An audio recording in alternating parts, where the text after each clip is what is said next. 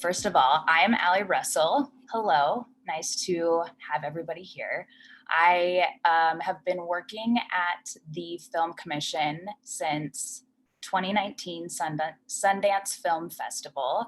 So going on 2 years now, started as an intern, and now I am the marketing and communications coordinator.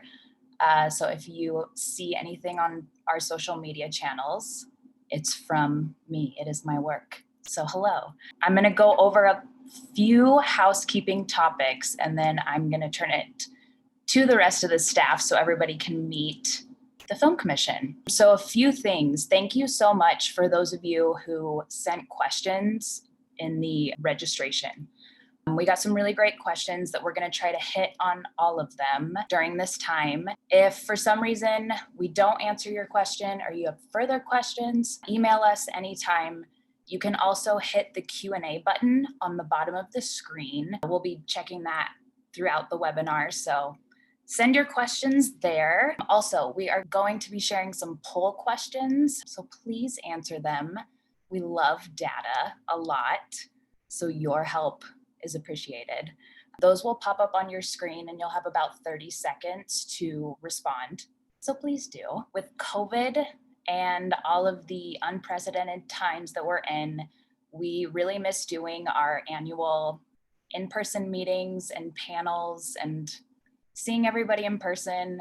So we really hope this webinar establishes a space for the film industry to connect and learn, ask us questions, and yeah, we're here to support the film industry and students. So please let us know if you have questions. And yeah, okay, I'm going to turn it over to our staff so they can introduce themselves. My name is Christina Martin. I am the Marketing and Communications Manager.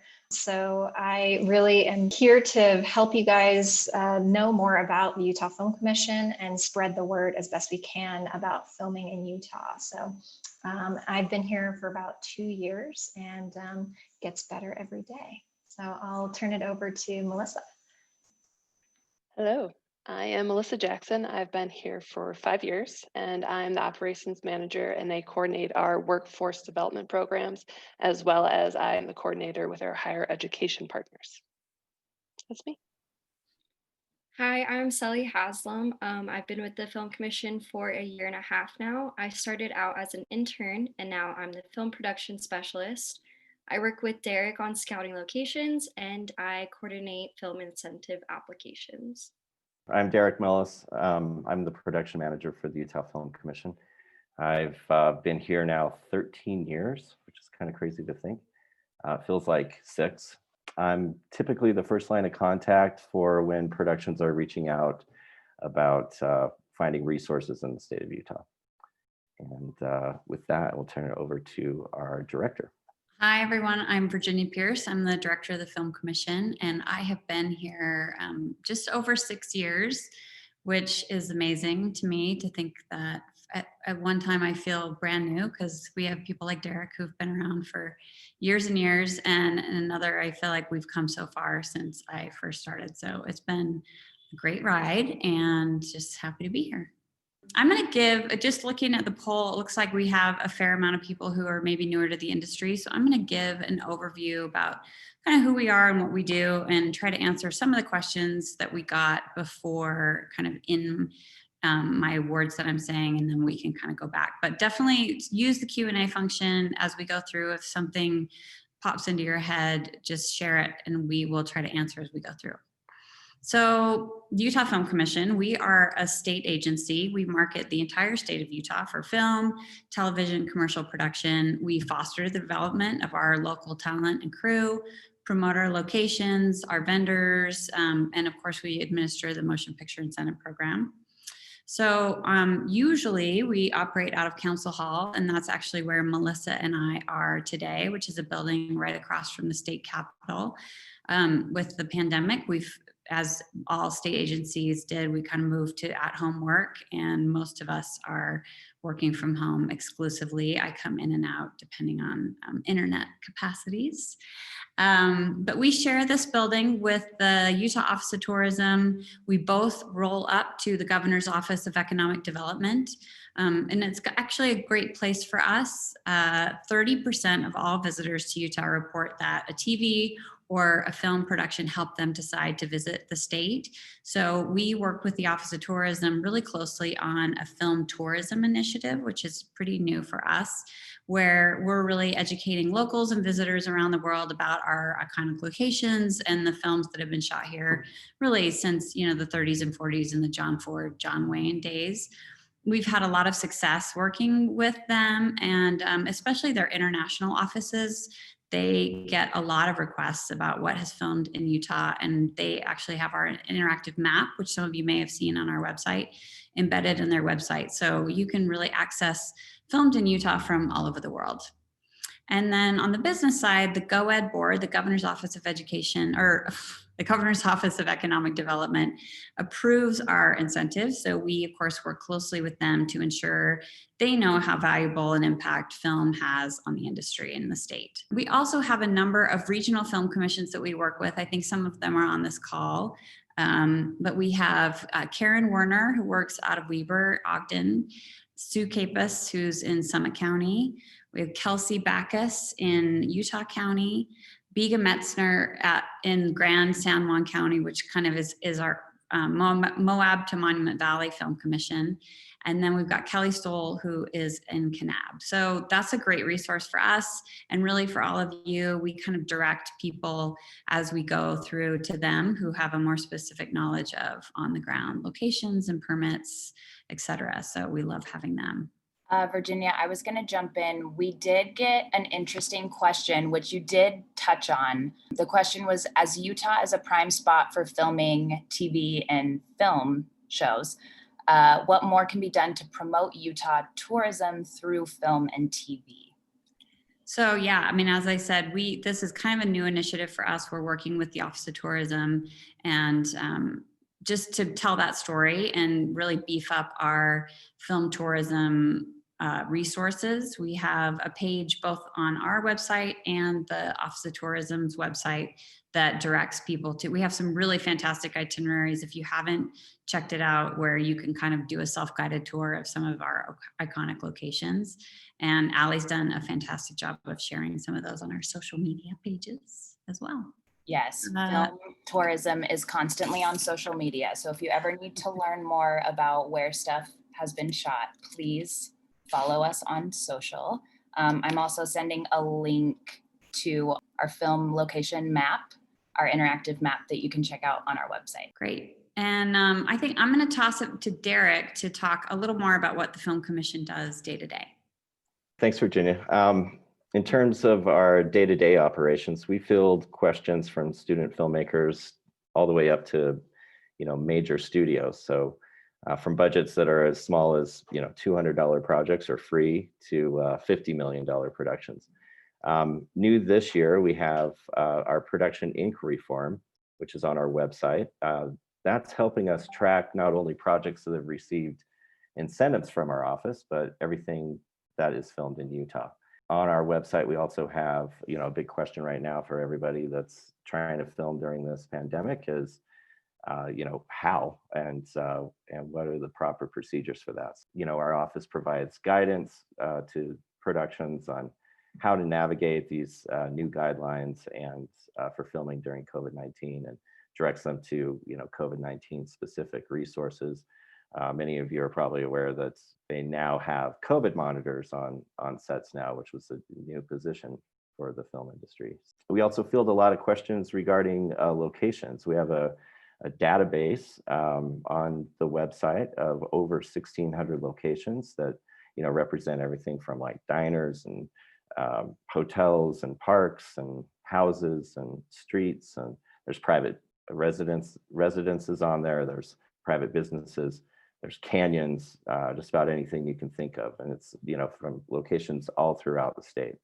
Much of the state of Utah is federally owned, and when you're filming for a commercial endeavor on, say, federally managed property, it requires a permit. And there are several, cities and counties, and there's the Forest Service, there's the BLM, there's national parks. They all have different rules depending on where you're filming, and some may not have a permit, but most do, and some areas will actually have multiple permits that you need to acquire, like if you're filming in Little or Big Cottonwood Canyons, for instance. Another thing we spend a lot of time talking about is our incentive program. Generally, when people reach out, what I'm trying to do is to see if our incentive program might be a fit for their project, or if their project might be a fit for the state.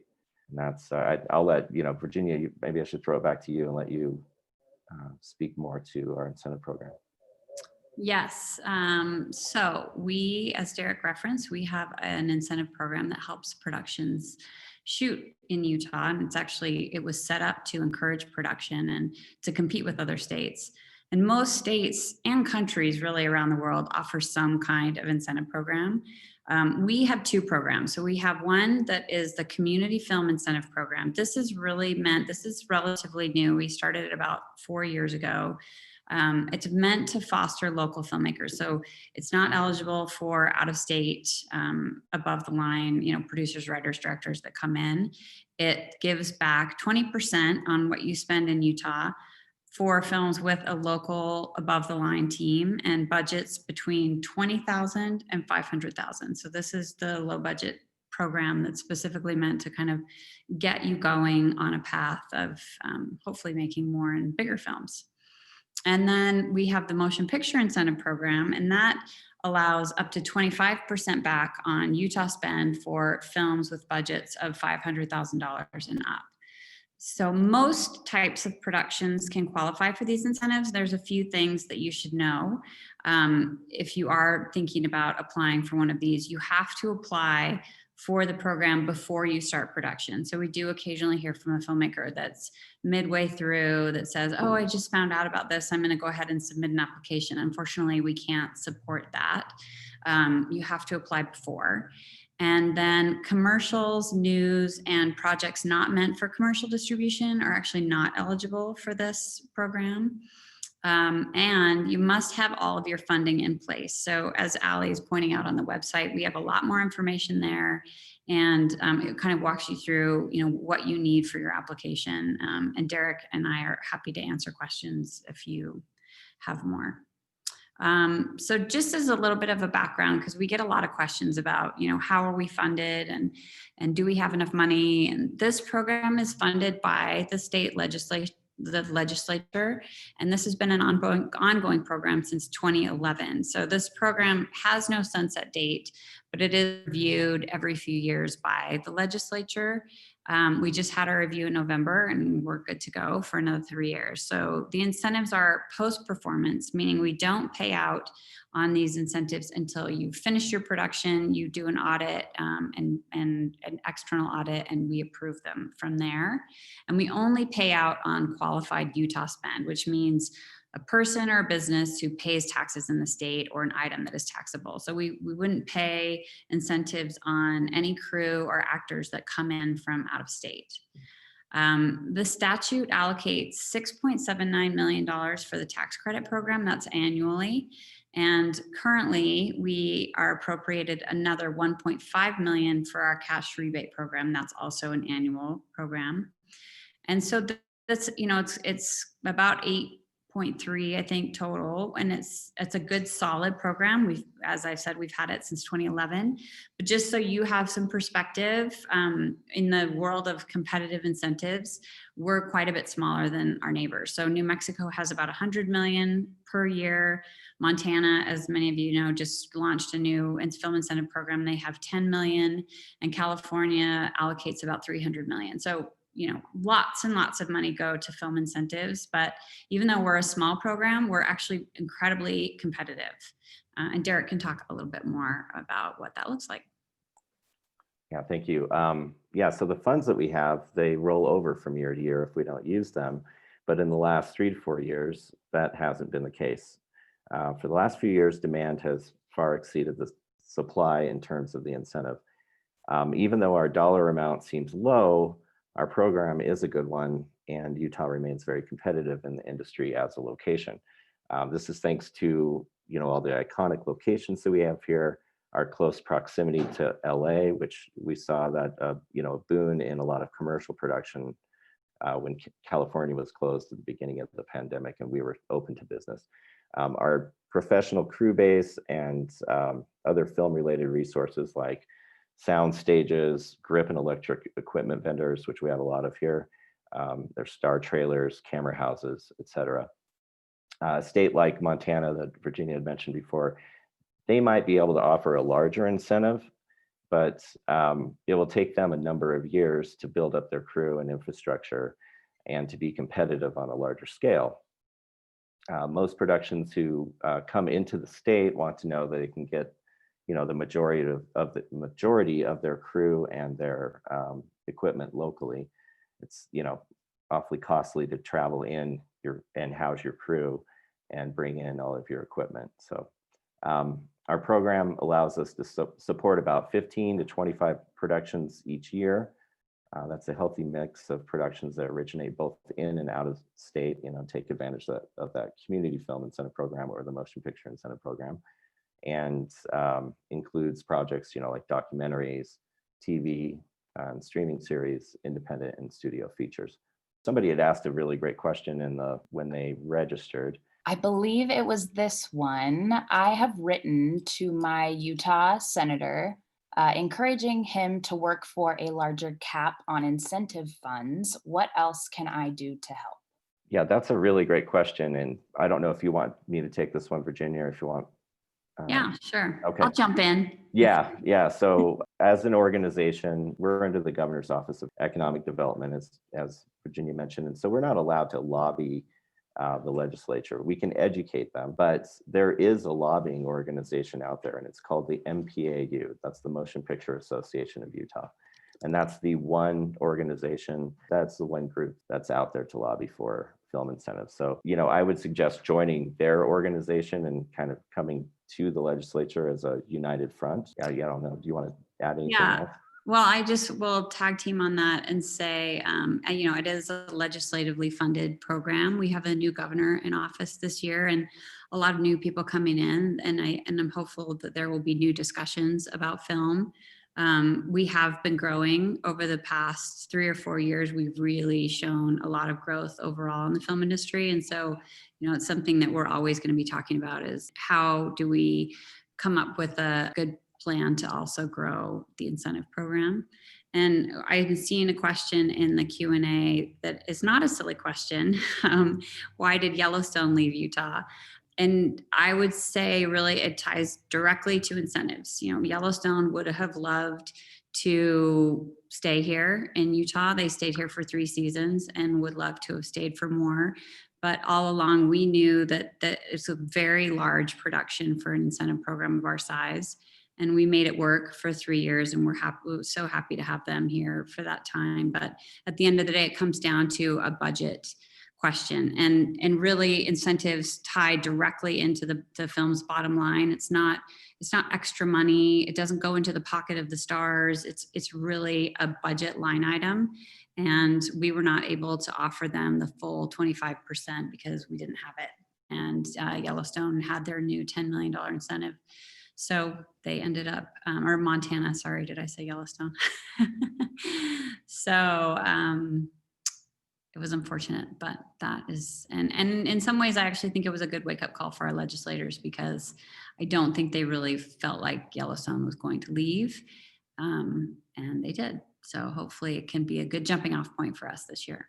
I think I really like this question. It's a little bit of a segue, but I think it'll move nicely into our current productions page. How do I break into the industry with no experience? I'd be happy to take this. Everybody has to start somewhere. And the typical place that people start in the film industry is through becoming a production assistant. That's the entry-level position on a film set. There are other ways of breaking into the industry. I was fortunate enough my very first job, I was kind of like an on-set locations person, but really I was a PA that worked for the locations department. My first job was with Benji Off the Leash and we filmed most of that for the first 2 weeks in one location, and I didn't realize how great I had it until we started moving around everywhere and the job became much more difficult. So, I know a lot of people that started off in set dressing. As a set dresser, you're basically a glorified mover.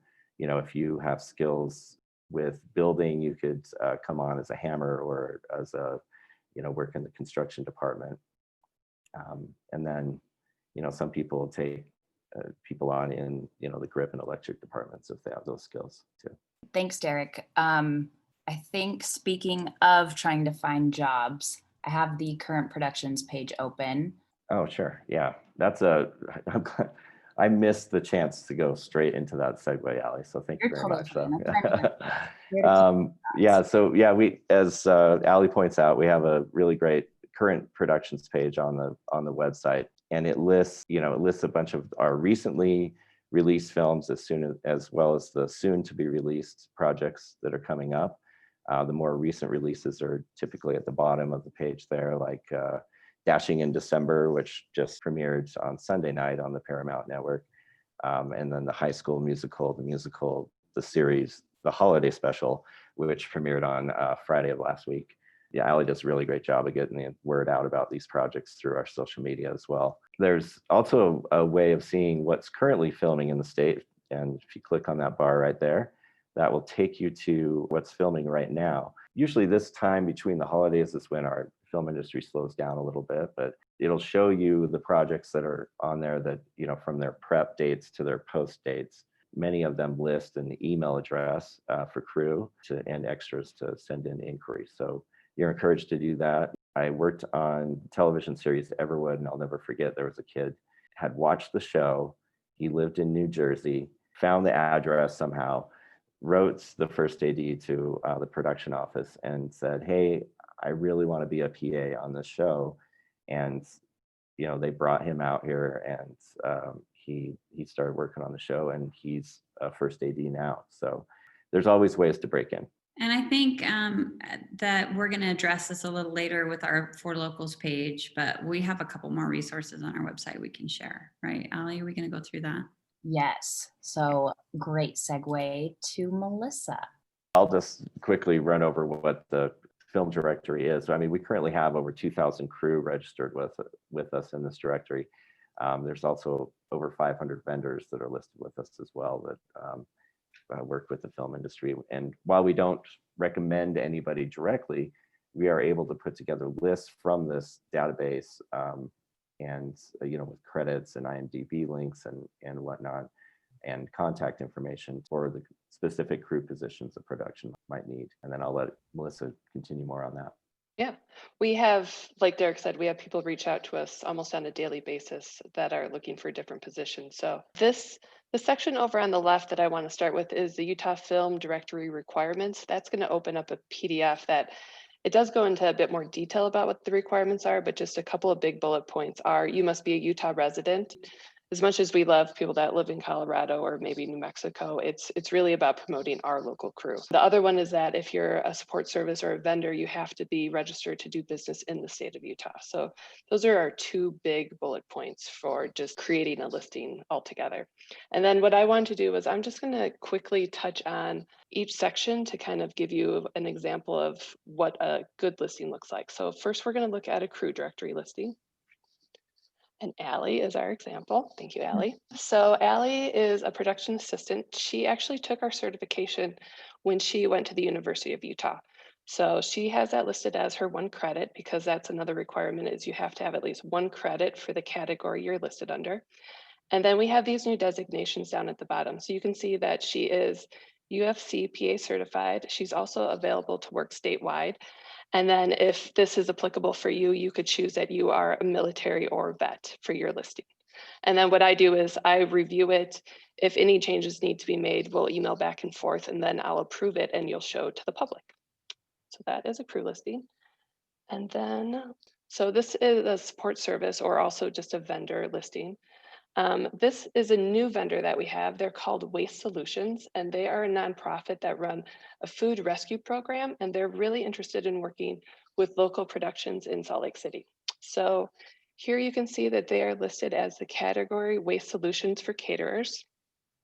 They also have their links to their website, Facebook, Instagram, and then the designations that they've chosen at the bottom are green production business, and then they're also women-owned business. And then we, if applicable for your business, we have a BIPOC owned business, so you could also choose that one. Let's see, I think I might also just briefly, I know I saw this in one of the questions, like what's a good way for your listing to stand out? And I think these are two good examples of how to make your stand out. This company, they link to their website, they link to their social media. Allie had a headshot. It's, some people don't always remember your name, but they might remember your face. So those are just some ways to kind of make you stick out compared to some of the other listings that we have. Great. Melissa, I also have another question for Okay. you. So certifications, training, and/or skill sets that would be beneficial to obtain for the film industry. Yeah, that's a great question. So let's take a look at our For Locals page. So certifications are not required to work in the industry, but we do offer them. So we have this next level section that will take you to just more of a breakdown for the PA certification program that we started. I think it was in 2017 with our current program. It's an online course right now. You could get your PA certification through our office, but you could also do it if you're going to a local university. We've partnered with a number of them, the University of Utah, Slick, Weber, UVU. So that information's on that page as well. So that's one way you can do it, or you could go to school. It's really up to the individual and what works best for them. We also just got one more question that I think is a great question. Okay. Have you added certified COVID compliance officer to crew positions? That is a good question. So right now we have not. We have the ability now on our end to add categories as applicable. So if we happen to find that there's now probably going to be a lot of those due to the world we live in, we can go ahead and add that, and then you can add that as a credit to your listing. So that's a really good question. And you can email film@utah.gov. You know, if you see that a category is missing, or like, for example, this new category we can add, I can do that and I can work with you on your individual listing. So great question. Thank you. And I can finish this webinar series section as we have more information of future episodes. You can check on the For Locals page webinar series section right here. Hopefully we will do more of these in the future. I think the only other thing I'd add real quick while we're on this page for everybody is the Motion Picture Association of Utah that we mentioned before is under the local industry section there. So you can connect with them about the incentives and what they're doing this year to increase it. And I think also, don't we have resources for getting in as background or other ideas on how to connect with the local industry? We have, okay, so I feel like that's a good, like, current productions. We are also going to be sending a resource page to everybody that registered for this webinar, and we will reiterate everything that we went over, have links and all of that good stuff sent to you. Yeah, that information is going to be on the next level page. I like it. Okay, noted. Wonderful. So if you guys have any more questions while we're still here, please put them through. I'm going to throw a question over to Virginia. And Derek, you did briefly mention that we assist students with their projects, but that was a question that came up a lot, is how can we help students with their projects? Yeah, so we get inquiries from students all the time, especially asking through, about locations through the location database. And I'm always happy to take a call from a student and kind of walk through their, especially if they're shooting a short script or something. It doesn't take very long for me to read a script and maybe give advice on some specific locations or or what might be a build rather than trying to find it in a practical location, or just other ways of, a lot of student filmmakers obviously aren't going to have a lot of money to produce their film, and sometimes it makes more sense to reach out to a location with, instead of a site rental fee, offering a service like updating their photos or shooting a video for them for family celebration or something, and in lieu of using their location. That's basically how we help students. So, Great. and finding permits and everything else. So. Always with the permits. Okay, another question that we got, are there ways to help fund a small budget project? Funding. We do get a lot of questions about funding. I know. I mean, I think Derek, I don't know if you want to jump in, but we definitely get a lot of questions about this. And we last year, for a couple of years, we had a really great small grant program called the Next Level Grant. And unfortunately, the pandemic has put a little damper on our funding for the state this year. So we've had to postpone that program. But hopefully, as we get back up and running, we can reinstate that program, which was a $2,000 grant specifically for small budgets. Derek, are there any other ways to help? I know this is the trickiest question. Yeah, I mean, there are, I would say crowdfunding is, definitely a way to, if you have a really great idea and you get it out there and you shoot like a short little teaser of, as a proof of concept, that's a really great way, especially with social media and the reach that you can get that way of, raising funds through, crowdfunding sites. Otherwise, if you have a rich uncle or something, no, I'm just kidding. There are also programs like the Utah Film Center offers a fiscal sponsorship program that it's an application process through them that you can go under the umbrella of their 501c3 status so that you can, instead of getting investors, you're getting donations. A lot of people are looking for tax write-offs, especially the people that are, really well-to-do, and it might be easier for them to throw $10,000 at you that way and get a tax write-off. So instead of having to worry about paying them back on whether or not your short film makes any money. So, and maybe that, I'm sure that's a subject we could probably dive into in a deeper way in further webinars, because I know that is a tricky question. I did see another question about any specific internship or volunteer programs available.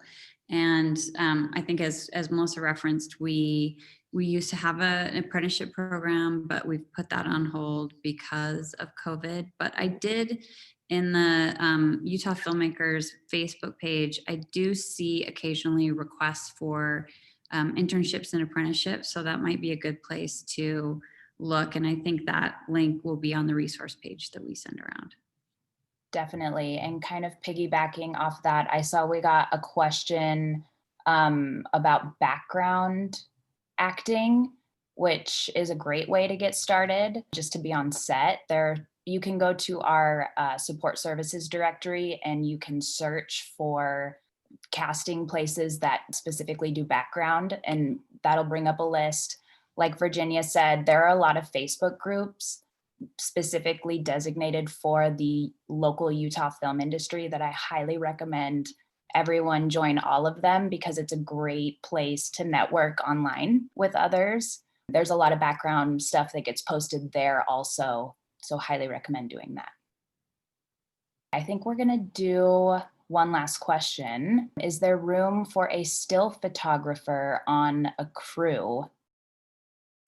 Yeah, I'd be happy to take that one. There certainly is. In fact, that's kind of an official position on a lot of crews. Having stills of the shoot for electronic press kits that are created, those are used all the time. So there's certain etiquette that you have to learn about becoming a still photographer on a set. There's some equipment that you need, like a really quiet camera or a soundproof box around your camera, so you can shoot during takes. As a photographer, that's definitely something that's needed. So, thank you, Derek. So lastly, I know that there were a few questions that we did not cover. If you have further questions or your question wasn't answered, please feel free to email us at thefilm@utah.gov.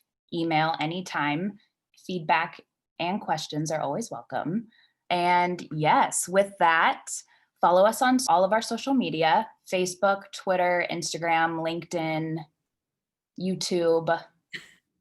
I think that's Everywhere. it for right now. Ally is everywhere. Maybe TikTok one day, not yet. Cool. We'll send the resource page out to everyone and stay on the lookout for future episodes. We hope this was a good opportunity for you to learn something. So thank you for joining us today, everybody. Happy holidays. Thanks, everyone. everyone. Thank you.